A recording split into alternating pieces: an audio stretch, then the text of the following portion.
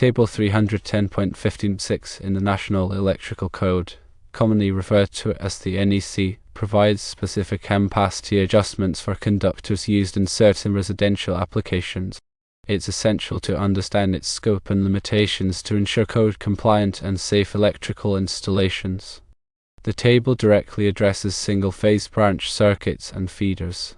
More specifically, it is applicable for 120/240 volt 3-wire single-phase systems. Its primary purpose is to allow for smaller conductor sizes for service and feeder conductors under specific conditions, which ultimately helps to reduce material costs. To determine if Table 310.15.6 applies to your situation, let's break down the key aspect. Firstly, consider the voltage and phase configuration. The table is explicitly designed for 120/240 volt single-phase systems. If your system deviates from this voltage or phase arrangement, the table might not be directly applicable, and you would need to consult other sections of the NEC for appropriate conductor sizing. Secondly, consider the wiring configuration. The 3-wire configuration is a crucial element. This refers to a system with 2 hot conductors, a neutral conductor, and typically a grounding conductor. The presence of this specific wiring setup is a prerequisite for using the ampacity adjustments outlined in Table 310.15.6. Thirdly, consider the application. The table is primarily intended for dwelling units such as single-family homes, apartments, and similar residential occupancies. The reduced ampacity values are based on the understanding that these types of installations typically have a lower continuous load demand compared to commercial or industrial settings. Regarding your specific scenario of serving individual apartments from a 120/208 volt 3-phase, 4-wire distribution service, the applicability of Table 310.15.6 requires careful consideration. The table itself is designed for 120/240 volt single-phase systems. However, you are dealing with a 120/208 volt 3-phase system. While the individual apartment feeders are single-phase, they are derived from a 3-phase source. Here's the crucial point. Even though you're providing single-phase power to each apartment, the feeder originates from a 3-phase distribution system. This means that Table 310.15.6 might not be directly applicable. You need to assess whether the specific conditions and assumptions underlying the table's ampacity adjustments are still valid in your 3-phase derived single-phase feeder situation. To determine the correct conductor sizing, it is important to consult other relevant sections of the NEC, such as Article 310, which provides general requirements for conductors for general wiring. You will need to calculate the loads served by each feeder to each individual apartment, taking into account all applicable demand factors as outlined in Article 220 of the NEC. Once you have determined the calculated load, you can select the appropriate conductor size based on its ampacity rating, as specified in the ampacity tables in Article 310, such as Table 310.16. Remember, it is always crucial to consult with a qualified electrical engineer or inspector to ensure full compliance with the NEC and local electrical codes.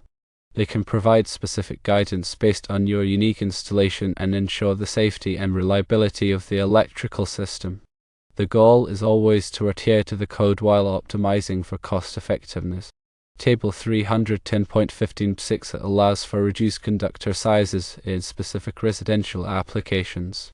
The NEC provides the minimum requirements for safety. It is important to understand that exceeding these minimums can often enhance the reliability and longevity of the electrical system.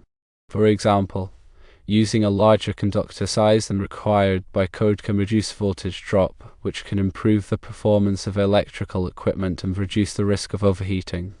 Similarly, using higher quality materials and components can also contribute to a more robust and reliable electrical system.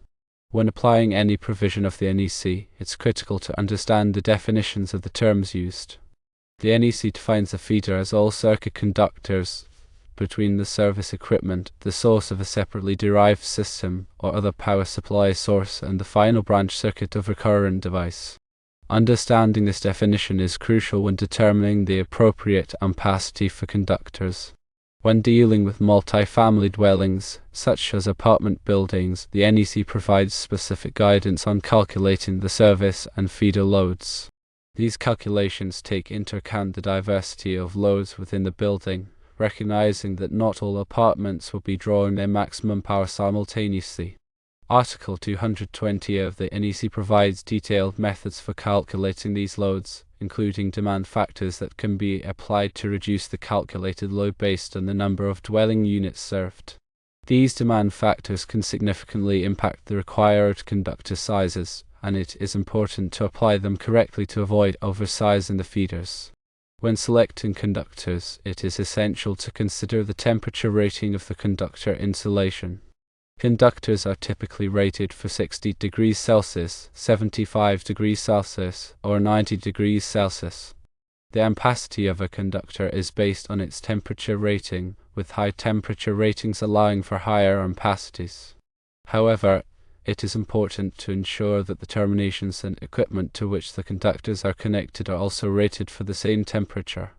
If the terminations are only rated for 75 degrees Celsius, the conductor ampacity must be based on the 75 degrees Celsius rating, even if the conductor insulation is rated for 90 degrees Celsius. The NEC also provides requirements for conductor protection, including overcurrent protection and grounding. Overcurrent protection is designed to protect conductors from overload and short-circuit conditions. The overcurrent device, such as a circuit breaker or fuse, must be sized to protect the conductor in accordance with its ampacity rating. Grounding is essential for safety, providing a low impedance path for fault current to return to the source, which helps to trip the overcurrent device and clear the fault. When installing conductors, it is important to follow the NEC requirements for installation methods, including conduit fill requirements and support requirements. Conduit fill refers to the number and size of conductors that can be installed in a particular size of conduit. The NEC provides tables that specify the maximum allowable conduit fill for different types of conduit and conductors. Proper support of conductors is essential to prevent strain on the conductors and terminations. The NEC specifies the required spacing for conductor supports, which varies depending on the size and type of conductor. In addition to the NEC, local electrical codes may also have specific requirements that must be followed. It is important to consult with the local electrical inspector to ensure full compliance with all applicable codes. Local codes may have more stringent requirements than the NEC, or they may have specific requirements that are not covered by the NEC. Failing to comply with local codes can result in fines or delays in project approval. When working with electrical systems, it is crucial to prioritize safety. Always de-energize circuits before working on them, and use appropriate personal protective equipment, such as gloves and safety glasses. If you are not comfortable working with electricity, it is best to hire a qualified electrician to perform the work. Electricity can be dangerous, and it is important to take all necessary precautions to avoid injury or property damage. To recap, the applicability of Table 310.156 depends on the specific details of the electrical system. While the table is designed for 120/240 volt single-phase systems, it may not be directly applicable to feeders derived from a 120/208 volt three-phase system. In these cases, it is necessary to consult other sections of the NEC and perform load calculations to determine the appropriate conductor sizes. Always consult with a qualified electrical professional to ensure compliance with all applicable codes and standards. Remember that the NEC is a comprehensive document, and it is important to have a thorough understanding of all relevant sections before designing or installing electrical systems. The NEC is updated regularly, so it is important to stay current with the latest edition. Consider the neutral conductor sizing. The NEC requires that the neutral conductor be sized to carry the maximum unbalanced load. In a three-phase system, the unbalanced load is the difference between the currents in the three phases. If the unbalanced load is significant, the neutral conductor may need to be larger than the phase conductors. Also, consider voltage drop. The NEC recommends limiting voltage drop to 3% for feeders and 5% for branch circuits. Voltage drop can reduce the performance of electrical equipment and can also cause overheating. To minimize voltage drop, it may be necessary to use larger conductors than required by the ampacity calculations. Ground fault protection is another very important consideration. The NEC requires ground fault protection for certain types of equipment, such as service disconnects and large motors. Ground fault protection is designed to detect ground faults, which are faults that occur when current flows to ground. Ground faults can be dangerous as they can cause electric shock or fire. Also, consider the use of surge protection. Surge protection devices, or SPDs, are designed to protect electrical equipment from voltage surges, such as those caused by lightning strikes or utility switching. SPD can help to prevent damage to sensitive electronic equipment, such as computers and televisions. Consider future expansion. When designing an electrical system, it is important to consider the possibility of future expansion. It may be wise to install larger conductors and conduit than are currently required to accommodate future loads. This can save time and money in the long run if additional capacity is needed in the future. Consider energy efficiency. When selecting electrical equipment and designing electrical systems, it is important to consider energy efficiency. Energy-efficient equipment can reduce energy consumption and save money on utility bills.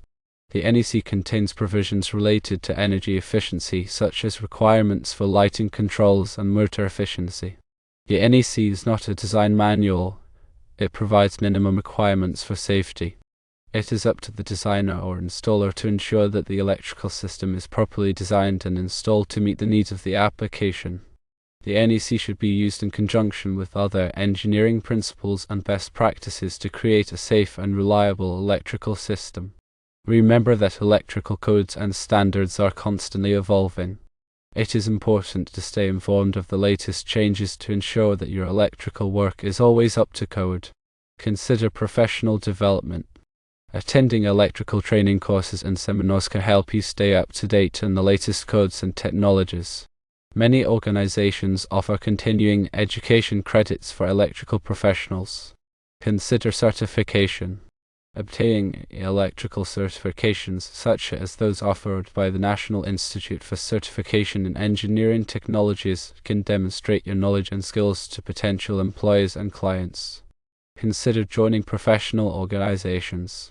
Joining professional organizations such as the Institute of Electrical and Electronics Engineers can provide you with access to valuable resources and networking opportunities. Also, consider subscribing to industry publications. Reading industry publications such as Electrical Construction and Maintenance magazine can help you stay informed of the latest trends and technologies in the electrical industry. Review manufacturer's instructions. Always carefully review the manufacturer's instructions for all electrical equipment before installation. The manufacturer's instructions may contain important information about installation, operation, and maintenance. Also, inspect equipment for damage. Before installing any electrical equipment, carefully inspect it for any signs of damage. Do not install damaged equipment, as it could be a safety hazard. Store materials properly.